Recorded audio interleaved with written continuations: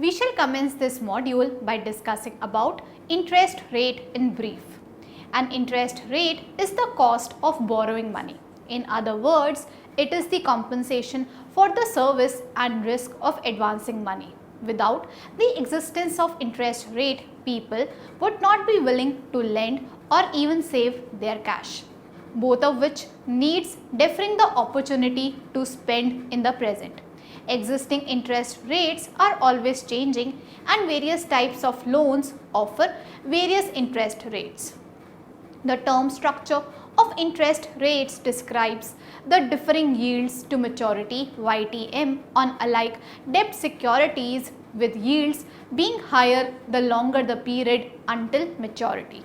For instance, a US Treasury bill with a 6-month maturity might carry a 4.5% yield, while a 30-year Treasury bond bought at the same time may yield a 5.5% return. When such a difference exists, it is known as term premium. In the United States, Treasury securities are generally used to map the term structure of interest rates, that is, the yield curve, because they are virtually free of default risk. However, term structures may be computed and analyzed for any number of interest-bearing instruments. The term structure of interest rates is the deviation of the yield of bonds with alike risk profiles with the term of those bonds. The yield curve is the relationship of the yield to maturity (YTM) of bonds to the time to maturity, or more accurately to duration, which is sometimes referred to as the effective maturity. In most cases, bonds with longer maturities have higher yields. However, sometimes the yield curve becomes inverted, with short-term notes and bonds having higher yields than long-term bonds. Sometimes the yield curve may even be flat, where the yield is the same regardless of the maturity. The actual shape of the yield curve depends on economic conditions, fiscal policies, expected forward rates, inflation, foreign exchange rates, foreign capital inflows and outflows, credit ratings of the bonds, tax policies, and the current state of the economy. After studying this module, you shall be able to know how interest rates are determined, know what factors affect the determination of interest rates, know about administered and market determined interest rates. Let us now discuss about the heterogeneity of interest rate determination. It is well known that financial intermediaries of all kinds borrow funds at rates of interest which on average are lower than the average of their lending rates. That is why they are able to operate at profit in the market for funds. It is more important than this to understand that in the Indian economy, a wide variety of social arrangements for interest rate fixation and variation obtain. Here, the market for loanable funds is not one indivisible whole, but highly segmented. Funds do not flow easily from one segment to the other, as various kinds of barriers obstruct such flows. This is much less true of the USA and several other economies. Consequently, wide differentials of interest rates obtained between one segment and the other through within one segment rates are more competitive. The last statement is not true of the unorganized sector of the credit market, which is quite large in itself, where even within that sector the interest rate differentials are enormously large. Interest heterogeneity has been associated with users. That said, empirical evidence shows that the relationship between heterogeneity and collective CPR management is complex and depends on the criteria used to measure heterogeneity as well as on other mediating variables. Moving on to discuss the interest rate determination. Keynesian liquidity preference theory of interest. Keynes states the rate of interest as the reward for parting with liquidity for a specific period of time. According to him, the rate of interest is found by the demand for and supply of money. Demand for money. liquidity preference means the wish of the public to hold cash. As per Keynes, there are mainly three motives behind the desire of the people to hold liquid cash. First, the transaction motive, second, the precautionary motive, and third, the speculative motive. Transaction motive. The transaction motive is related to the demand for money or the need of cash for the current transactions of individual and business exchanges. Individuals hold cash in order to reduce the gap between the receipt of income and its expenditure. This is known as the income motive. The businessman also require to hold ready cash in order to meet their current needs such as payments for raw materials, transport, wages, etc. This is known as the business motive. Next is precautionary motive. Precautionary motive for holding money refers to the desire to hold cash balances for unexpected contingencies. Individuals hold some cash to offer for illness, accidents, unemployment and other unexpected contingencies. Similarly, businessmen keep cash in reserve to tide over unfavorable circumstances or to gain from unexpected deals. Keynes hold that the transaction and precautionary motives are comparatively interest inelastic but are highly income elastic. The amount of money held under these two motives M1 is a function L1 of the level of income Y and is expressed as M1 is equal to L1 Y. Speculative motive. The speculative motive relates to the desire to hold one's resources in liquid form to take benefit of future changes in the rate of interest or bond prices. Bond prices and the rate of interest are inversely related to each other. If bond prices are likely to rise, that is, the rate of interest is expected to fall, people will purchase bonds to sell when the price later really rises. Though, if the bond prices are expected to fall, that is, the rate of interest is likely to rise, people will sell bonds to evade losses. According to Keynes, the higher the rate of interest, the lower the speculative demand for money, and lower the rate of interest, the higher the speculative demand for money. Algebraically, Keynes gave the speculative demand for money as M2 is equal to L2 in bracket R, where L2 is the speculative demand for money and R is the rate of interest. Geometrically, it is a smooth curve that slopes downward from left to right. Now, if the total liquid money is given by M, the transaction plus precautionary motives by M1 and the speculative motive by M2, then M is equal to M1 plus M2. Since M1 is equal to L1 Y and M2 is equal to L2R, the total liquidity preference function is given as M is equal to L in bracket YR. Supply of money. The supply of money refers to the total quantity of money in the country. However, the supply of money is a function of the rate of interest to some extent, yet it is taken to be fixed by the monetary authorities. Hence, the supply curve of money is taken as perfectly inelastic given by a vertical straight line. Next is determination of the rate of interest. Like the price of any product, the rate of interest is determined at the level where the demand for money equals the supply of money. In the figure, the vertical line QM shows the supply of money and L the total demand for money curve. Both the curve intersect at E2 where the equilibrium rate of interest OR is established. If there is any deviation from this equilibrium position, an adjustment will take place through the rate of interest and equilibrium E2 will be established again. At the point E1, the supply of money OM is greater than the demand for money OM1. Consequently, the rate of interest will start declining from OR1 till the equilibrium rate of interest OR is reached. Similarly, at OR2 level of interest rate, the demand for money OM2 is greater than the supply of money OM. As a result, the rate of interest OR2 will start rising till it reaches the equilibrium rate OR.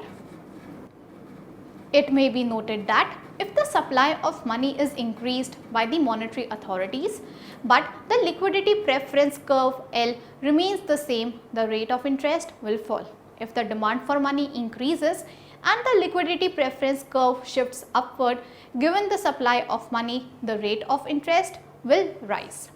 Next is loanable funds theory. Macroeconomics, which is the study of the economy as a whole rather than individual firms and households, consider interest rate to be set by the equilibrium between the supply and demand of money. However, since most money is not accessible for lending, it makes more sense to talk about the supply and demand for loanable funds, which is the amount of money available for borrowing.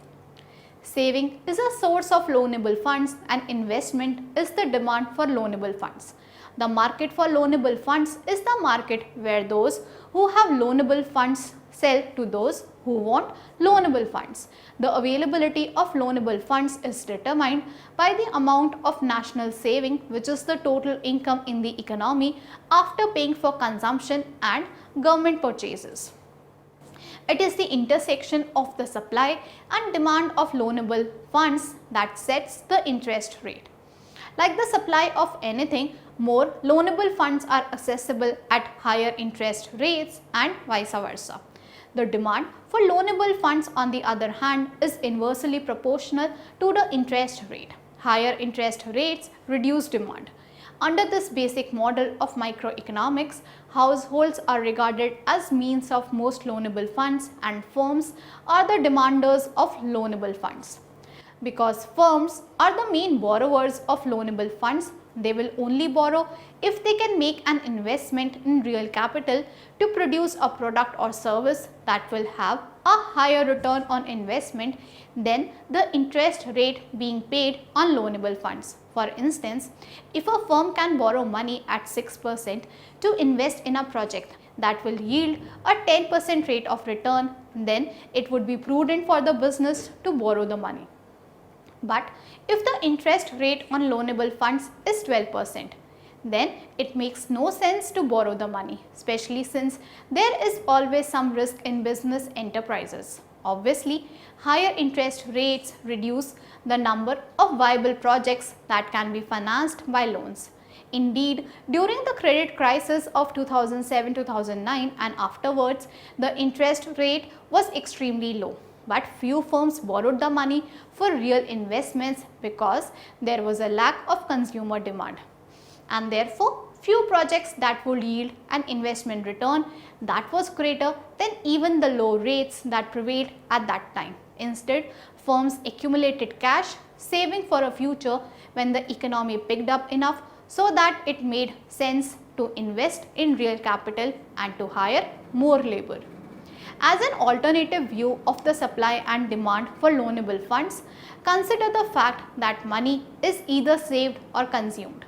Economists use the term save as a general term to indicate any money that is invested to earn interest or to earn some other form of return, such as capital gains or dividends. Some money is held for liquidity, but this amount is negligible. The supply of loanable funds increases with increasing interest rate because there is a competition between using the money now for personal consumption and delaying consumption by lending the money out so that the lender will have more later on. If a firm already has cash, then higher interest rates will induce the business to lend out the money rather than attempt risky projects in the hope of earning a higher return, especially when consumer demand is slack. For consumers and businesses, the higher the interest rate, the higher the opportunity cost to not lend money. High interest rates will also cause funds to flow from foreign countries, from foreigners seeking a higher return on their investment. On the other hand, low interest rates stimulate consumption. Consumers borrow money for consumer items, especially for large purchases such as a house or a car. Next, we shall discuss the factors affecting interest rate determination. The various factors that affect interest rates are discussed here in detail. Economic growth. Changes in economic conditions cause a shift in the demand schedule for loanable funds, which affects the equilibrium interest rate. When businesses anticipate that economic conditions will improve, they revise upward the cash flows expected for various projects under consideration. Consequently, businesses identify more projects that are worth pursuing and they are willing to borrow more funds. Their willingness to borrow more funds at any given interest rate reflects an outward shift in the demand schedule to the right. The supply of loanable fund schedule may also shift in response to economic growth, but it is more difficult to know how it will shift. It is possible that the increased expansion by businesses will lead to more income for construction crews and others who service the expansion. In this case, the quantity of savings and therefore of loanable funds supplied at any possible interest rate could increase, causing an outward shift in the supply schedule. There is no assurance that the volume of savings will actually increase. However, even if a shift occurs, it will likely be of a smaller magnitude than the shift in the demand schedule. Overall, the expected impact of the increased expansion by businesses is an outward shift in the demand schedule and no obvious change in the supply schedule. This causes an increase in the equilibrium exchange rate. Next is inflation. Inflation will also affect interest rate levels.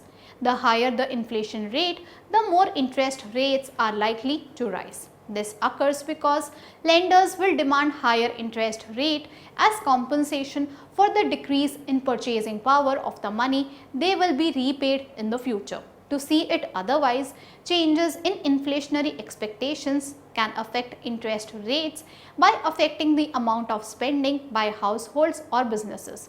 Decisions to spend affect the amount saved, supply of funds, and the amount borrowed, demand for funds.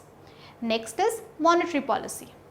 The central bank can affect the supply of money by increasing or reducing the total amount of deposit held at commercial banks or other depository institutions.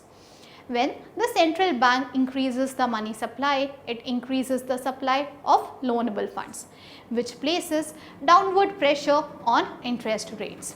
The same logic can be applied to the case of reduction in interest rates. Next is budget deficit. A higher federal government deficit increases the quantity of loanable funds demanded at any prevailing interest rate, causing an outward shift in the demand schedule. Assuming no offsetting increase in the supply schedule, interest rates will rise. We will now discuss the administered and market determined interest rates. On the basis of process of determination, the interest rates can be categorized into two categories, viz. Administered interest rates and market determined interest rates. The latter are rates that are determined by the intersection of the forces of demand and supply in the market and as such can vary quite frequently with changes in demand and supply. The administered rates, on the other hand, are fixed autonomously by some authority or by borrower lender alone. They are not formed from day to day by the market forces of demand and supply. These forces express themselves mainly and directly on the quantity side in terms of quantity demanded or supplied. The variations in them have to be made by the authority or agency fixing them in the first place. Such administered rates are very important in the Indian economy. The administered rates may be divided under two heads, deposit rates and lending rates.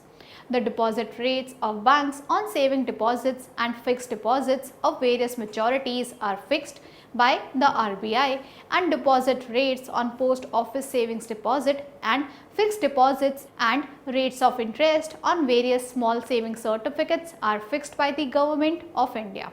And these bank and post office deposits are the dominant form of financial assets held by households in India. Then public limited non-financial companies also solicit term deposits from the public at rates of interest administered by them. Other deposit accepting institutions and firms also administer their own rates of interest, which may be linked loosely with other administered rates such as those of banks in the country.